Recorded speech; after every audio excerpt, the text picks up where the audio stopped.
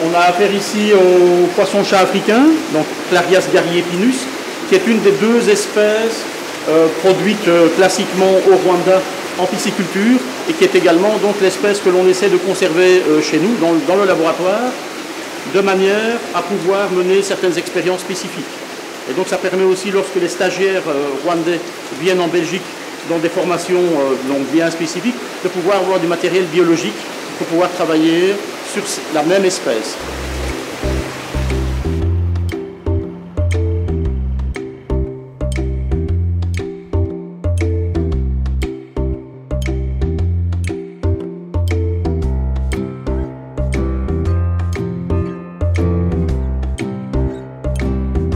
On va prendre les œufs de la femelle, on va les mélanger avec les semences du mâle. Alors au bout de quelques temps, il y a la fécondation. Et quand il y a la fécondation, les œufs qui sont fécondés, on les amène maintenant ici.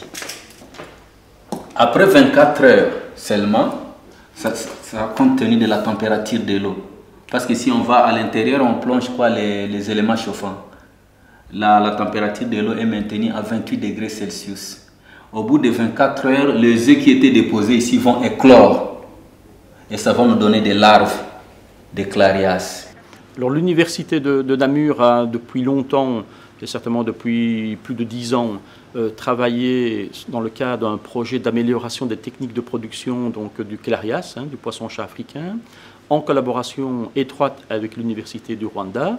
Nous avons eu l'occasion de former différentes personnes, dont Laetitia Ninyawamwiza, qui est actuellement donc la principale du collège agriculture et sciences vétérinaires, et qui avait mené donc sa thèse sur les améliorations de production donc, de ce poisson, essentiellement au niveau de la recherche de base et recherche appliquée.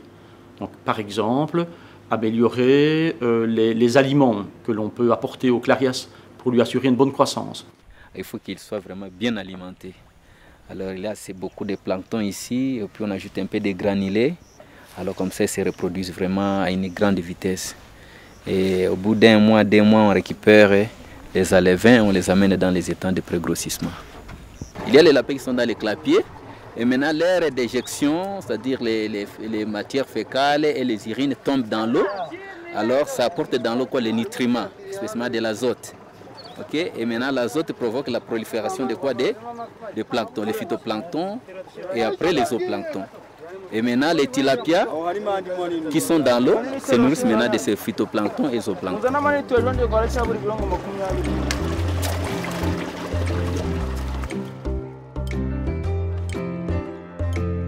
Le Rwanda est un pays qui est quand même déficitaire en termes de production de protéines animales. Et parmi les protéines animales, la production de poissons reste certainement l'option la plus intéressante sur un plan biologique, écologique et même économique. Et donc, essayer de pérenniser une production locale de poissons de qualité sur base d'intrants finalement assez bon marché, comme les sous-produits agricoles, permettrait évidemment de fournir en quantité ce poisson pour la population rwandaise. On pêche la quantité qui a été commandée par les clients. On ne peut pas aller au-delà. Cette idée de créer une spin-off n'est pas nouvelle en fait.